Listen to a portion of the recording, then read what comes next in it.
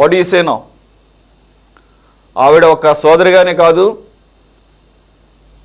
ఆంధ్రప్రదేశ్ రాష్ట్ర కాంగ్రెస్ అధ్యక్షురాలిగా అనేక ప్రశ్నలను సంధించారు. ఎప్పటిలాగానే కొట్టిపారేస్తారా? మిమ్మల్ని మీరు దాన్ని సమర్థించుకునేటటువంటి సరైనటువంటి సమాధానాలు ఉన్నాయా? ప్లీజ్. నమస్కారం అండి సురేష్ గారు, మీకు అలాగే ప్యానెల్లో ఉన్న ప్రతినిధులకు, వీక్షకులు అందరూ కూడా ముందుగా నమస్కారం. ఇక్కడ షర్మిల గారు రాజకీయ కోణంలో ఇప్పటికే మా పార్టీ మీద కానీ, మా నాయకుడు జగన్మోహన్ రెడ్డి గారి మీద కానీ అనేక విమర్శలు చేసినటువంటి అంశం కానీ, అనేక వివాద అంశాలను కూడా స్పృశించినటువంటి అంశం ఉంది.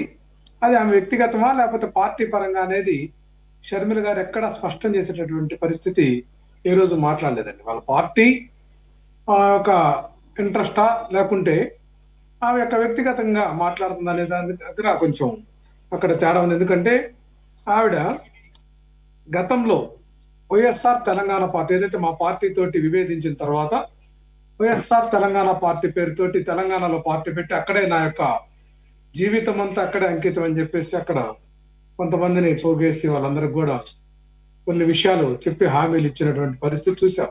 తర్వాత ఏమైందేమో కానీ ప్లేట్ ఫిరాయించి ఆ రోజే గొడుగు పీకేసి ఆంధ్రప్రదేశ్లో ప్రత్యక్షమై ఇక్కడ వచ్చేటప్పటికి కాంగ్రెస్ పార్టీ రాష్ట్ర అధ్యక్షురాలుగా నియామకం చేసినటువంటి పరిస్థితి, నియామకం పొందినటువంటి పరిస్థితి ఉంది.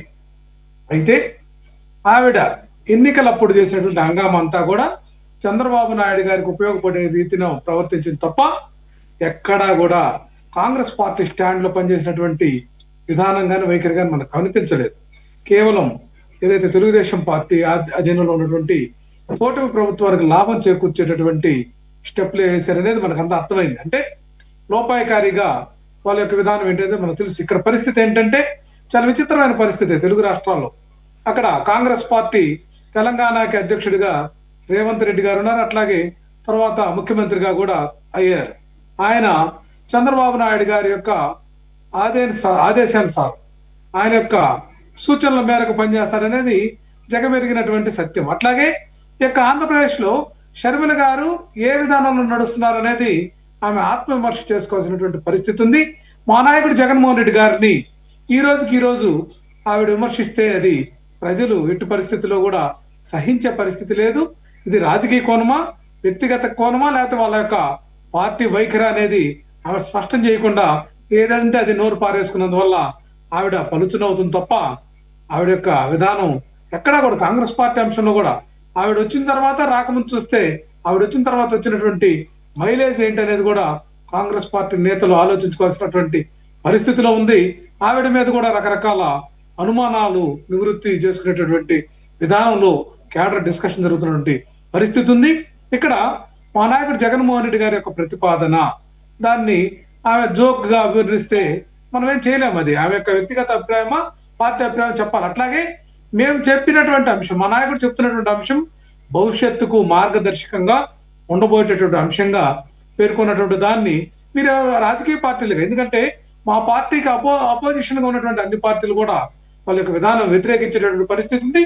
అట్లాగే ఈ రాష్ట్రం యొక్క పరిస్థితులు, ఈ రాష్ట్రంలో జరుగుతున్నటువంటి కూటమి ప్రభుత్వం యొక్క అవినీతి అక్రమాలకు సంబంధించినటువంటి అంశాల్లో మేము అలుపెరుగున పోరాటం చేయాల్సినటువంటి బాధ్యత కానీ చేసేటటువంటి శక్తి సత్తా మాకుంది. కాబట్టి మేము ప్రయత్నం చేస్తాం, ప్రశ్నిస్తాం.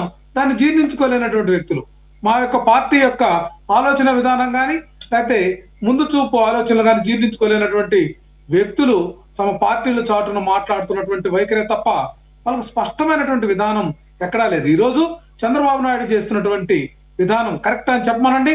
33,000 ఎకరాలతోటి ల్యాండ్ పూలింగ్ చేపట్టి తర్వాత మరలా దాన్ని ఇంకొక 44,000 ఎకరాలు పెంచుతున్నామనేటువంటి ప్రకటనలో ఆంతర్యం ఏమిటి? ఈ రాజకీయ పార్టీలు కానీ వ్యక్తులు కానీ ఎప్పుడైనా ప్రశ్నించారండి? షర్మిల గారు ఏ రోజైనా సరే చంద్రబాబు గారిని నిలదీసినటువంటి పరిస్థితి ఉందా? ఆయన యొక్క అవినీతి అక్రమాలు, ఈ రాష్ట్రంలో అవినీతి అక్రమాలు అట్లాగే దుర్మార్గం ఏదైతే యొక్క నాయకుల మీద కానీ కార్యకర్తల మీద చేస్తున్నటువంటి అరెస్టుల మీద కానీ, దాష్టికం మీద కానీ, పత్రికా విలేకరుల మీద కానీ, జర్నలిస్టుల మీద చేపడుతున్నటువంటి చర్యలు, ఏదైతే దమనకాండ, ఏదైతే పోలీస్ కేసుల చర్యలు, వీటన్నిటిని పట్ల కానీ లేకపోతే ఈ రాష్ట్రంలో పోలీస్ వ్యవస్థ 36వ స్థానానికి ఏదైతే బిఎన్ఎస్ కానీ బిఎన్ఎస్ఎస్ అమలు చేసే దాంట్లో అట్టడుగు స్థానానికి పడిపోయినటువంటి అంశంలో కానీ ఎక్కడా కూడా ఎవరు ప్రశ్నించట్లేదే. కేవలం వైఎస్ఆర్ కాంగ్రెస్ పార్టీని ఎందుకు ఆడిపోసుకుంటున్నారు అనేది ప్రజలంతా గమనిస్తున్నారు. వీళ్ళ యొక్క విధానం ఏంటనేది కూడా ఆలోచన చేస్తున్నారు. మేధావర్గం కూడా ఆలోచన చేస్తా ఉంది. ఈ యొక్క మావిగన్ అనేటువంటిది ప్లాన్ బిగా ఒక సూచన చేస్తే దాన్ని జీర్ణించుకోలేక దాంతో వీళ్ళకి ఫ్రస్ట్రేషన్ అంతా ఎల్లగక్కేటటువంటి ప్రక్రియ తప్ప, అంటే దాంట్లో నిజంగా దాంట్లో గనక డెప్త్ గా ఆలోచిస్తే, దాంట్లో గనక వాల్యుబుల్ గా గనక దాని విలువలు లేకపోతే దానికి వర్త్ లేకపోతే వీళ్ళంతా ఎందుకు భయపడుతున్నారు అనేటువంటి అంశాన్ని కూడా వైఎస్ఆర్ కాంగ్రెస్ పార్టీ ప్రశ్నిస్తోంది.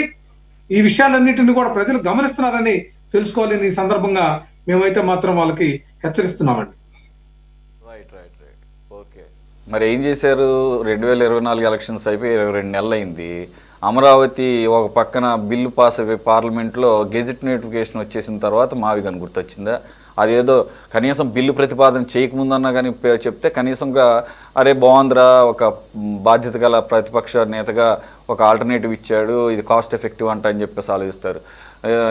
ఇది మొత్తం అంతా అయిపోయిన తర్వాత గెజెట్ నోటిఫికేషన్ వచ్చిన తర్వాత మీకు సడన్గా గుర్తుకొచ్చింది అనమాట. అంటే ఇక అమరావతి అన్నదాన్ని మనం మార్చలేము, చట్టపరంగా కూడా అంత ఈజీ కాదు, మన చేతిలో నుంచి అక్కడ పార్లమెంట్ చేతుల్లోకి వెళ్ళిపోయింది.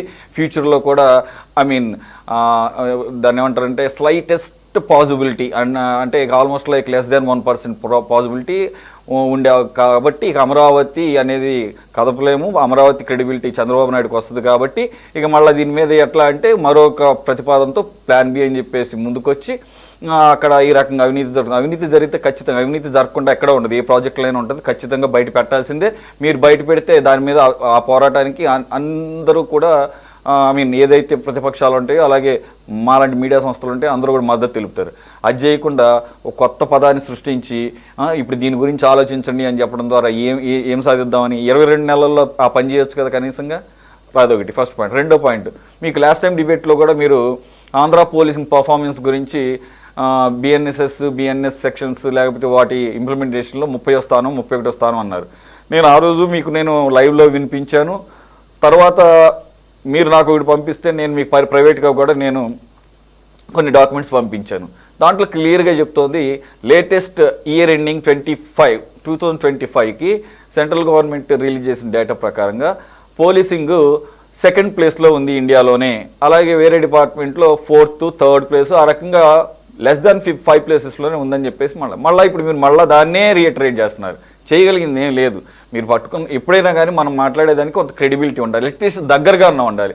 ఎక్కడ 31, ఎక్కడ 2, ఈవెన్ మీ హయాంలో కూడా 31వ స్థానం ఎప్పుడు లేదు Andhra Pradesh always below 10 or below 15 in any sort of law and order పారామీటర్స్లో చూస్తే.